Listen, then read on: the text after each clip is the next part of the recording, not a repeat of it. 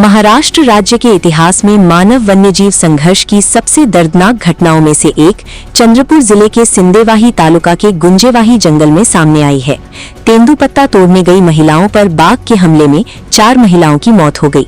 इस घटना ने ग्रामीण इलाकों की जंगल पर निर्भरता और वन्यजीव हमलों की भयावहता को एक बार फिर उजागर कर दिया है।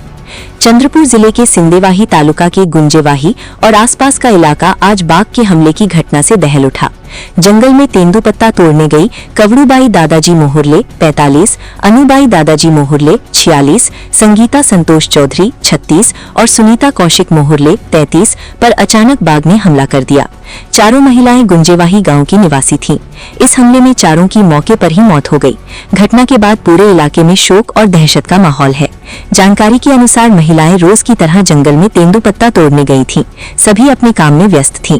तभी घात लगाकर बैठे बाघ ने अचानक हमला कर दिया।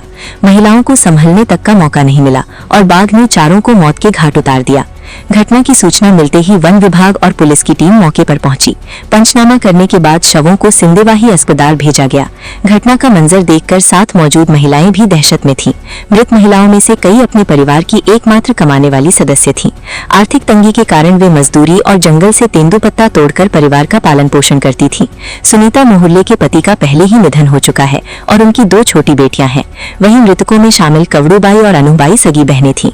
घटना के बाद पूरे गांव में मातम पसरा हुआ है। बताया जा रहा है कि पिछले कुछ महीनों में इस इलाके में वन्यजीव हमलों में 7 लोगों की जान जा चुकी है, जबकि वर्ष 2026 में चंद्रपुर जिले में मानव वन्यजीव संघर्ष में अब तक 19 मौतें हो चुकी हैं।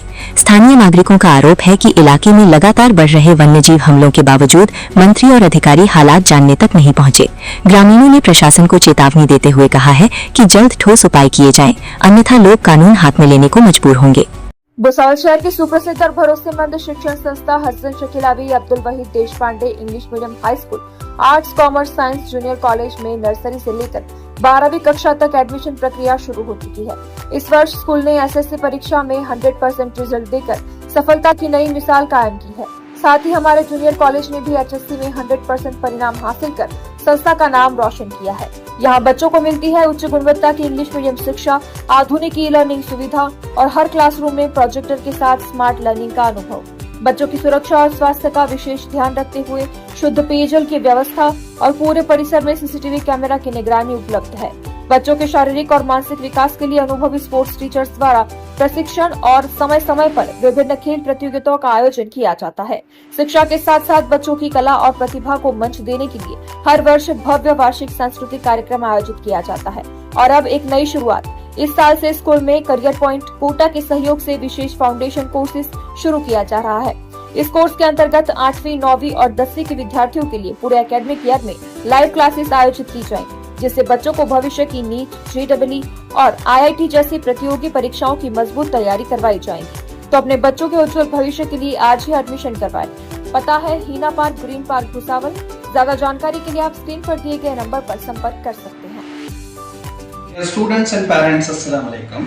मैं आपको ये बताता चलूं कि 11th क्लास के ऑनलाइन एडमिशंस का रजिस्ट्रेशन पार्ट 1 स्टार्ट हो चुका है।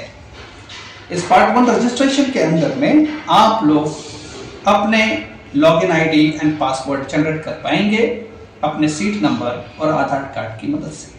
पार्ट 2 को फिलअप करने के लिए आपको रिजल्ट के बाद वो फिलअप करना है।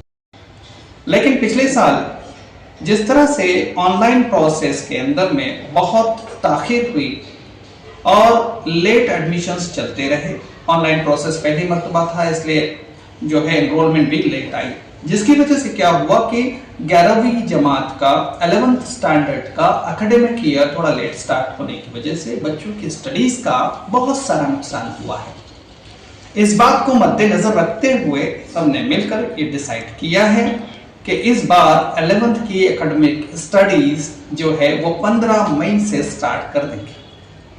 तो वो बच्चे जो फर्स्ट पार्ट रजिस्ट्रेशन के लिए हमारे पास आते हैं और हमारे कॉलेज की कंफर्मेशन देते हैं, उन बच्चों को बहुत बड़ी खुशखबरी है कि आपको ऑनलाइन एडमिशन के प्रोसेस में उलझ कर रहने की जरूरत नहीं है।